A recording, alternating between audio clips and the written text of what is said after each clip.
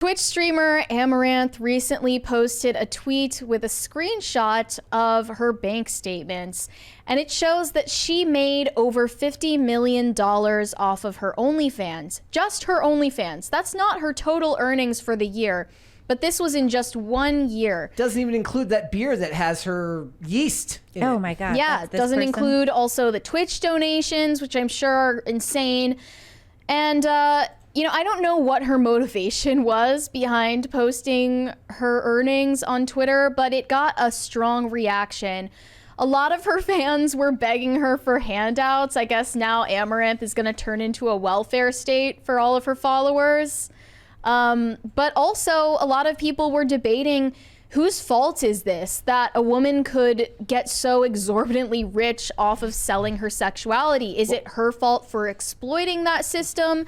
Or is it the fault of the Simps for obviously it's the fault amassing of the Simps. her fortune? Well, Like, why are you paying this woman? Right now, our chat seems to agree with you. 56% of the people polled in that question that we asked say that it's the Simps' fault. So I'm going to close that now since we've just got into the topic. So 56% of you say that it is the Simps' fault. 40% of you say we live in a society, and 4% say it's Amaranth's fault. Only 4%. Yep. Well, I would take some accountability for your actions. I would vote we live in a society. Yep. Because the truth is that both are at fault in this. It's a two-way street. In the free market in the capitalist free market, she is just filling a need that needs to be addressed here in society, apparently. And is this a need, or is it just a hedonistic desire? Okay. Well, so what is the deal? So OnlyFans, like you like if you're Amaranth, you have an OnlyFans, and then you like do stuff on camera, basically, or just photos. Take your clothes off, and you people take pay your for clothes it. off, and just people pay you. You're a digital stripper or a digital prostitute. So you're just like a digital. She's filling a market right now. So and then it's on porn, Twitch, basically, it's just porn. Yeah, on Twitch she keeps it. I wouldn't say PG, but like PG-13 with a lot of cleavage. A titty streamer. I wonder if somebody could What's a titty streamer? What's that mean? Titty streamer is a bit of a derogatory term for... That means you're a streamer, but you're like showing it off. Yeah, the female streamers who kind of rely on showing cleavage, showing their bodies for donations rather than being entertaining. And then you get donations just because you're sitting there, like, and people could look down your shirt. Yeah. Okay. Somebody should make like a picture representation of what what 50 million would look like in wrinkled $1 bills.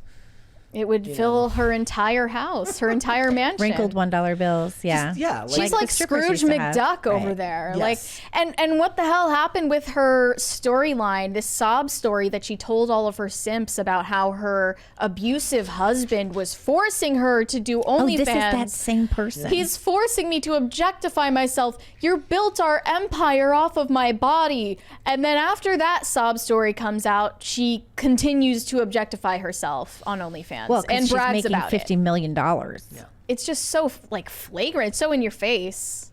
And she tries to act like a victim about it. It's crazy. This reminds me of like, you know how if you play mobile games and they're always like, pay $2.99 for a bunch of stuff you can spend on this mobile game. Like, why would you do that? In-app purchases.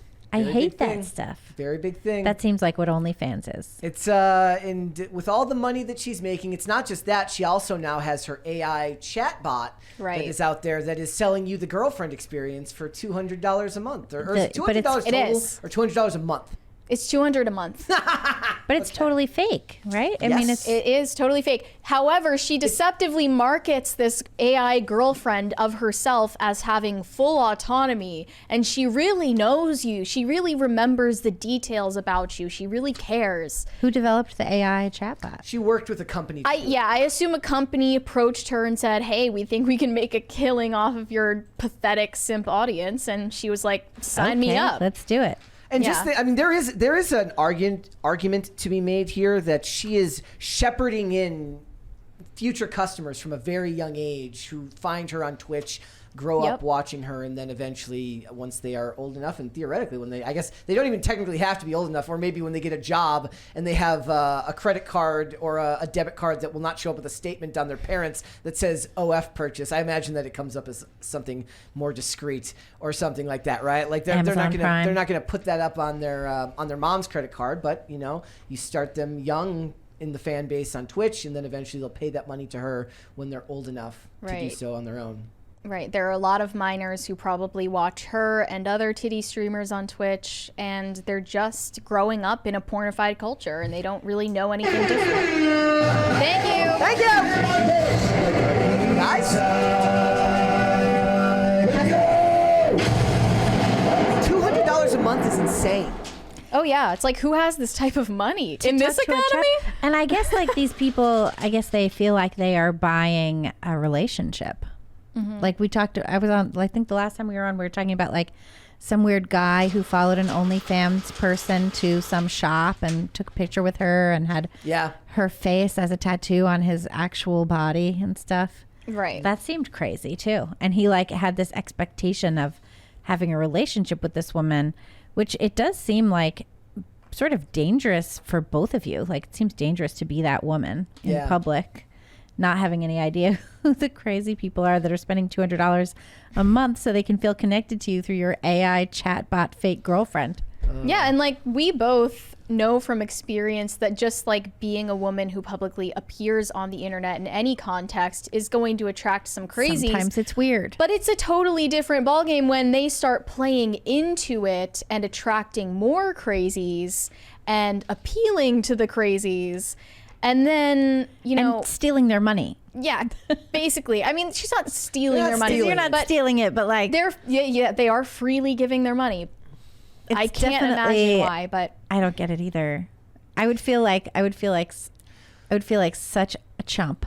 how do you I don't know, how do you diagnose the simp problem or the incel problem? Like, what do we do with this segment of the male population that feels they might perceive or they might really be closed off from the possibility of a relationship? Well, this is a question actually that has been brought up by the Department of Homeland Security, and they have been funding studies at different universities, including the University of Arizona. They gave them like, I don't know, $600,000 or something so that they could go study the misinformation that is delivered to incels and try and get them to, I don't know, be progressive instead.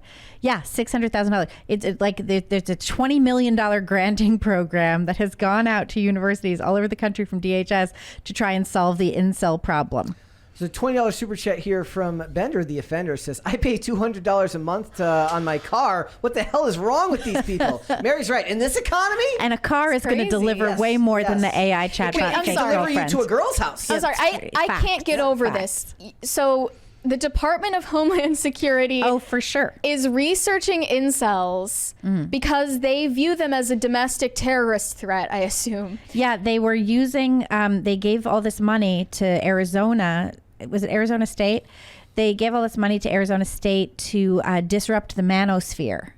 Oh my God. They literally mentioned Pearl Davis These and Andrew people are Tate so in stupid their- yeah. because, you know, logically, you would think men who identify as manosphere or red pill or incel or what have you, they're reacting to being conditioned and indoctrinated and forced with these progressive values in schools, through the media. They are reacting in the extreme opposite direction. And you think the antidote is to force more progressive propaganda Yes, down their that's their- throats? that's their plan. Like, are they really that dumb? Yes, they are really that dumb, Mary. They are really, really and truly that dumb. It is shocking. You can actually go to, I think I wrote about this last week for Post Millennial, but you can go to the DHS website, and if you dig around enough, I probably have a link to it in the story. You can find all of the programs that they are funding at all of the ridiculous universities all over the country, many of which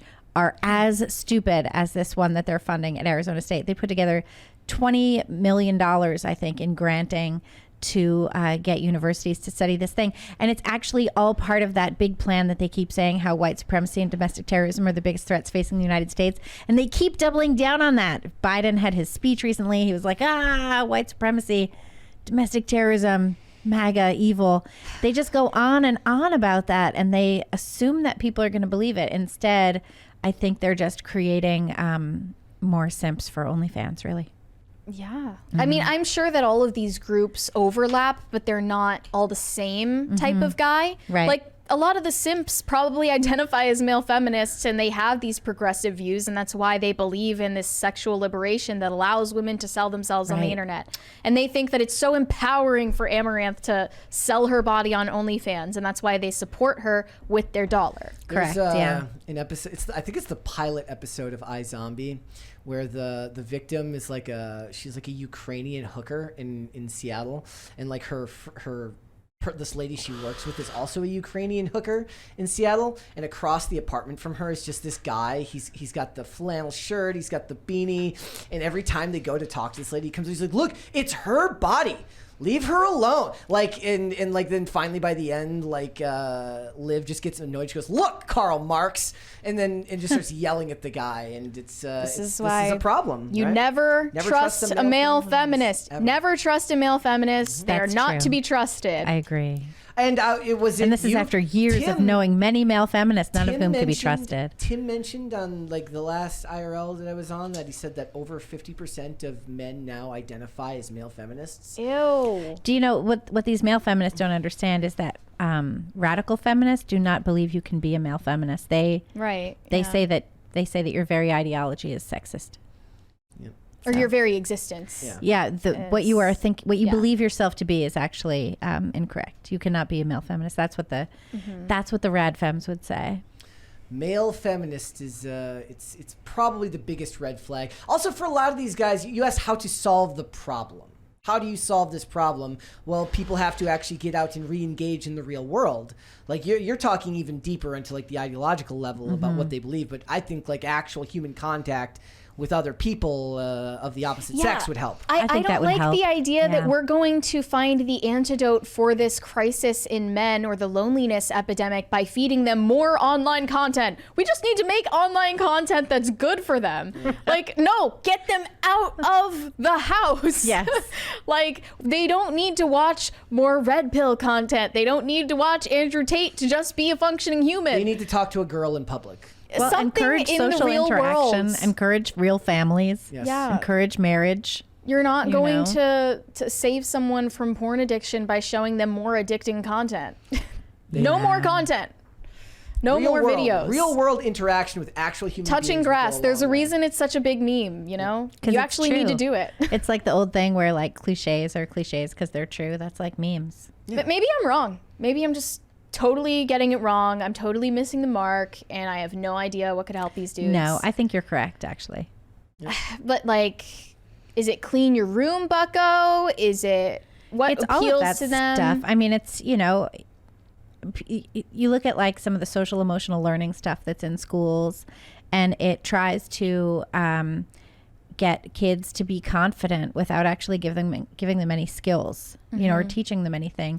I think that competence will breed confidence, will breed a desire for social interaction. You know, if you feel good about yourself because you are capable, resilient, and strong, you're going to be better off no matter what. I wonder if that's why, like the average jock when they're younger might be able to have a little bit more bravado and feign confidence because they actually have a skill set in something that they're good at a young age. Whereas a lot of kids, like if you don't have something you're passionate about when you're young that translates into the real world, like men don't develop that confidence until later, until they've established themselves more, built more skill sets, which allows them the ability to project more confidence onto their personality. Whereas like in high school, you know, the average jock who has played sports and has been lauded for things that they've actually done in the real world, well, that might be where that comes from them, but they're still children psychopaths. So what do we laud people for? Now what do we praise them for? Just being alive. We praise them for coming out. Yes. I mean, the rite of passage is no longer, you know,